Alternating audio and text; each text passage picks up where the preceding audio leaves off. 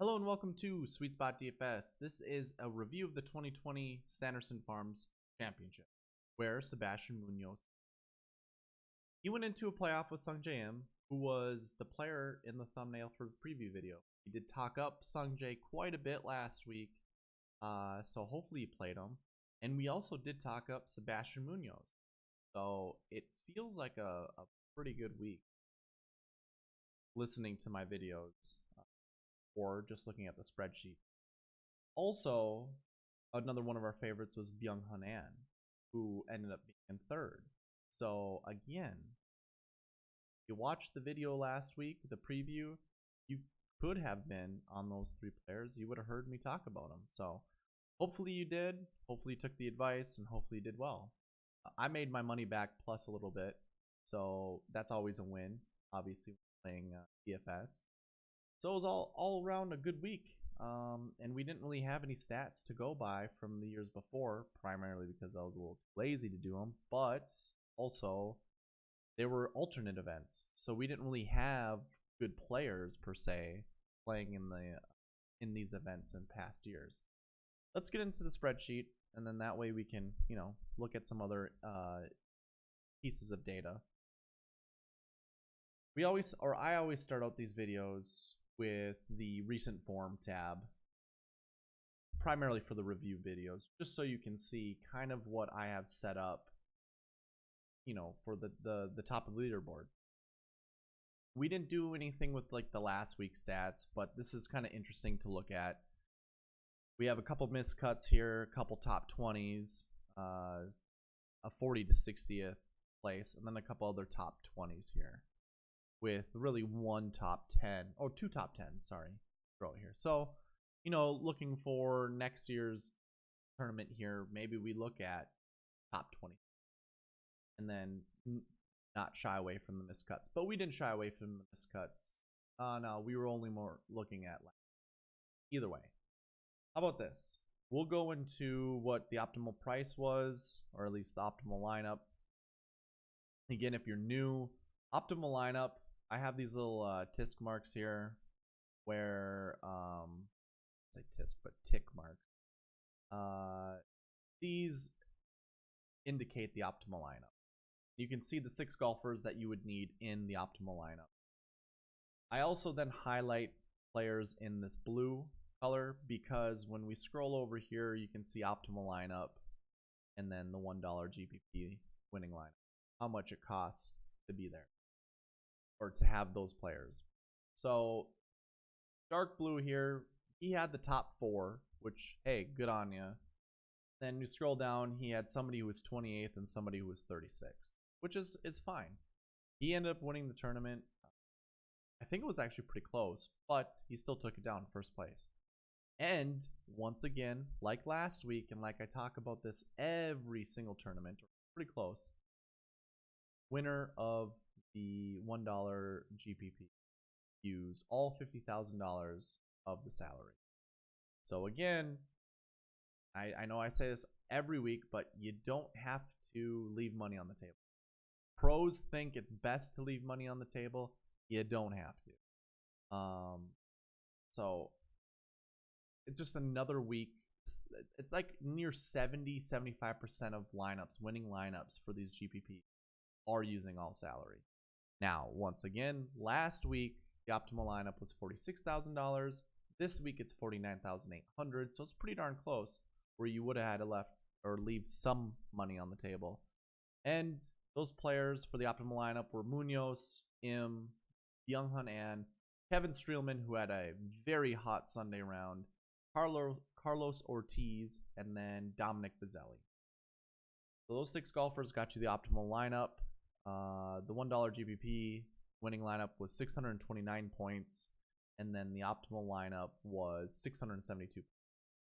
So there was still room, obviously, to be made. Not a lot, though. Not compared to last week. Last week it was like a 100-point differential. This one's only like 50.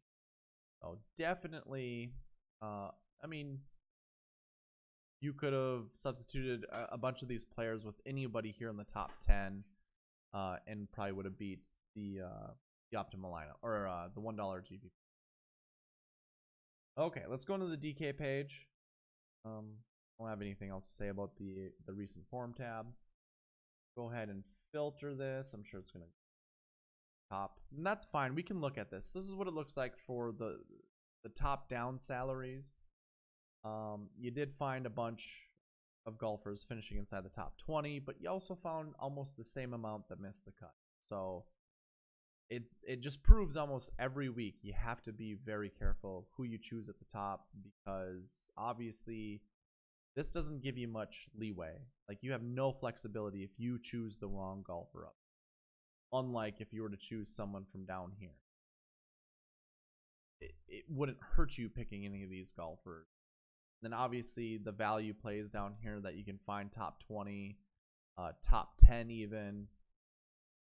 Those play huge. I mean, look at George McNeil, $6,200. And even Garrett Osborne, who I've never heard of, still finished top 20. So definitely the risk is basically the same, in my opinion, for any player that you end up choosing. Just have to obviously get the right player.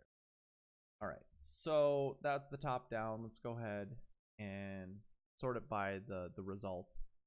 And so what I want to do, every week I kind of look at morning versus afternoon tee times, and it looks like we have plenty more. Actually, it's pretty close. Yeah, never mind. So there's definitely more afternoon tee times, and looks like a pretty even split of morning to afternoon. Yeah, it's 5 to 5 for morning, or I'm sorry, back 9 to front 9. But definitely the PM wave reigned supreme. I almost was going to say we actually had 2 golfers that played golf together, but we did not. We actually had nobody up here. Just doing a quick scan here to see if I can find anybody, you know, could have maybe pushed if they played with these guys. I'm not seeing anything off the top of my head. Go ahead, comment in the section or in the comment section if you see anything. I don't. But usually after that, we don't really care. I don't care about value, course history. If we look at course history here, interesting, but definitely not something, does not look like a requirement whatsoever. Recent form is interesting. Obviously, I like looking at the recent form just to see how it was. But again, this was the beginning of the season, so with the 2 weeks off prior to last week's tournament, really hard to gauge what recent form means or if it even matters. But it is interesting to see it's a wide range of recent form. Last year, definitely looking. Again, I didn't really calculate it. I just kind of went off of what most tournaments are, you know, their ranking. And as you can see, you'd see a lot of dark green golfers that fall under that one bucket that I usually rank as my highest. You know, the color, if you ever see dark green or green, that just means that's a good stat. So you don't really see that at the top. It's actually pretty spread, so there wasn't really a good tell. What I would say is a good tell is the Bermuda Stats. So I'm gonna go ahead, hide these columns, and we'll go through these Bermuda Stats pretty quickly. As you can see right away, you know, the top 4 golfers had a high percentage of making the top 10. So I always have this top 10 percentage that I calculate based off how many events they've gotten and how many times they finish inside the top 10. Pretty easy calculation, and it goes back to 2013. So, you know, these golfers have proven that they find the top 10 of Bermuda golf courses quite a bit. Anything higher than 10% is a good number. And I really like anything above 7%. That's usually what my mark is that I go by. And if you look at all the stats here, you know, obviously you got those 4, and then really nothing, you know, with a modicum of events played. Dylan Fratelli really was a rookie on the PGA Tour last year. He has played in tour events before, but this is, I think, was his first full-fledged PGA season was last year. So, you know, I don't think they play many Bermuda golf courses on the European Tour. And I personally just think You know, it's something you got to get used to. You got to play over and over again. And if you're a good player, obviously it just takes practice. Harris English was a player that I really liked. Bazzelli was a player I liked, but now that I look at this, 8.3 wouldn't have really swayed me, and neither one. Those numbers really wouldn't have mattered to me. I don't remember. I think maybe it was last week I was on Bazzelli. Maybe not this week. So yeah, then we got Zach Johnson and Brian Harmon down here. And I was on Zach Johnson quite a bit. He had a pretty poor Sunday. Otherwise, I think he was 10th before he started the 4th round. So he had an opportunity to climb up the leaderboard. Obviously, he fell, and quite honestly, I only care about results. So it doesn't matter how he did Sunday. He didn't perform well enough to finish inside the top 10. He didn't finish inside, he didn't make the optimal lineup, so I'm not going to make excuses for him. He would have been a good play at $7,700. The value was there for the position that he finished. So, but it's, to me, this Bermuda stat is just like grass stats matter. 9 events, 12 events. You could say the same thing for these two up here, so I'm going to watch what I say. But anyone else that has more, that has more events than those guys had some success. And really the overall, I guess if I were to sort this by, we don't want it that way. It's pretty, now that I look at it this way, I don't care for some of this. Like Austin Cook was a favorite play of mine. I did like Grillo for sure, and Walker. I talked about Walker, but of course I talked about his Lyme disease, so I said you gotta watch out playing. Did I talk about anyone else? Do you guys remember? I didn't really talk much about Brandt. I didn't care for Brandt this week. I think I talked up Glover a bit, and I did play him. I also talked up Lovemark, which at 6,300, he'll be priced about the same next tournament he plays. I think he's really close, honestly. And I believe Patrick Rogers was down here somewhere. He was definitely a player that I played and that I talked up.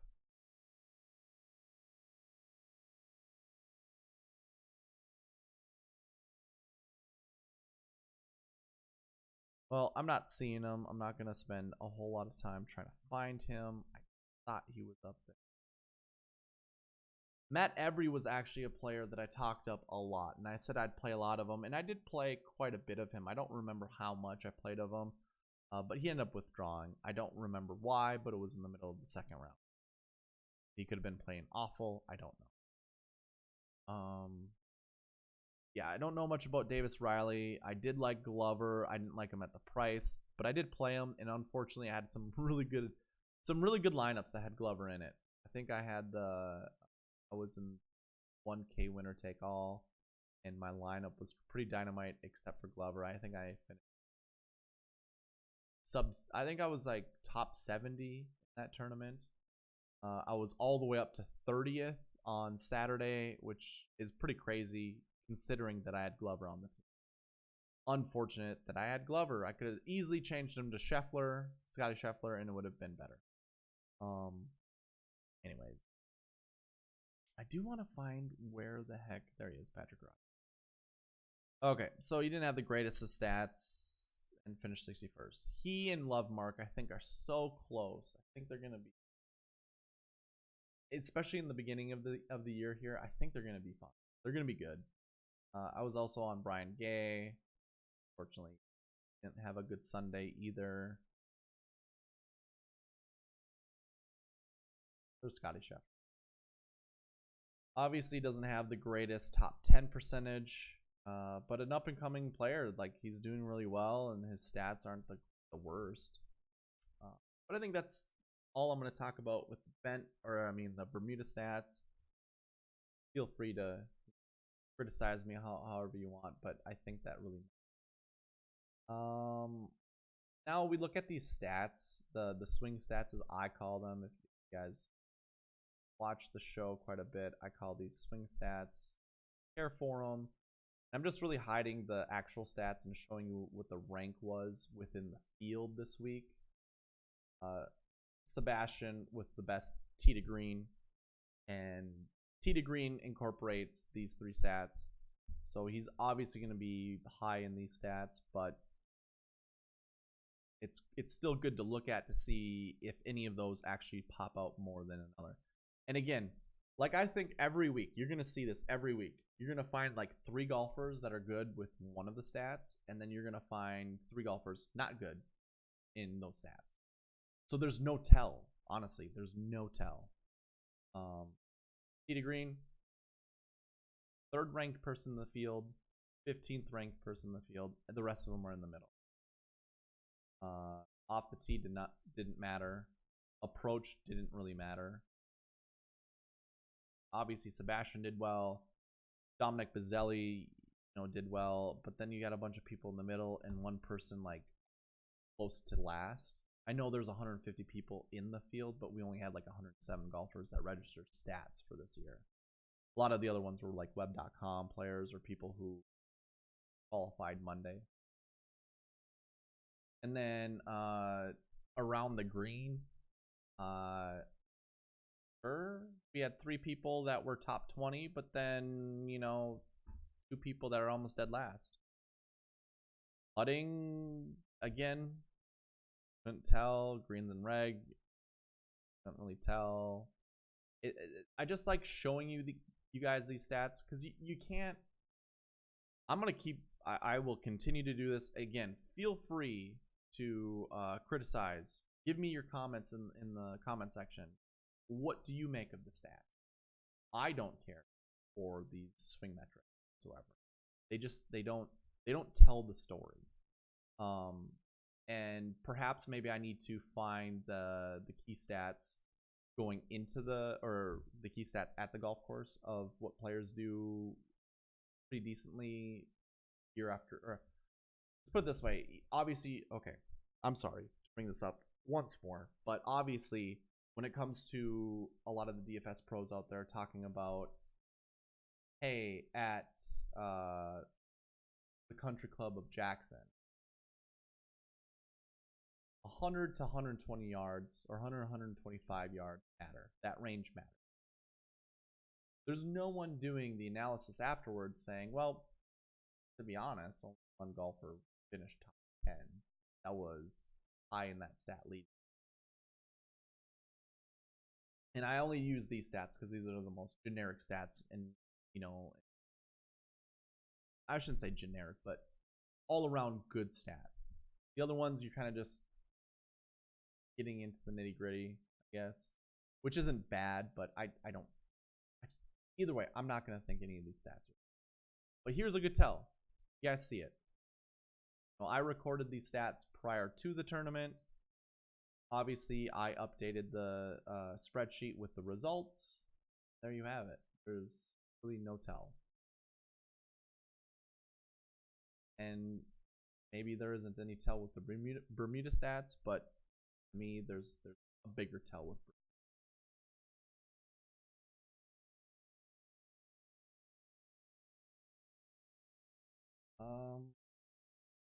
I think that is all I have for you guys.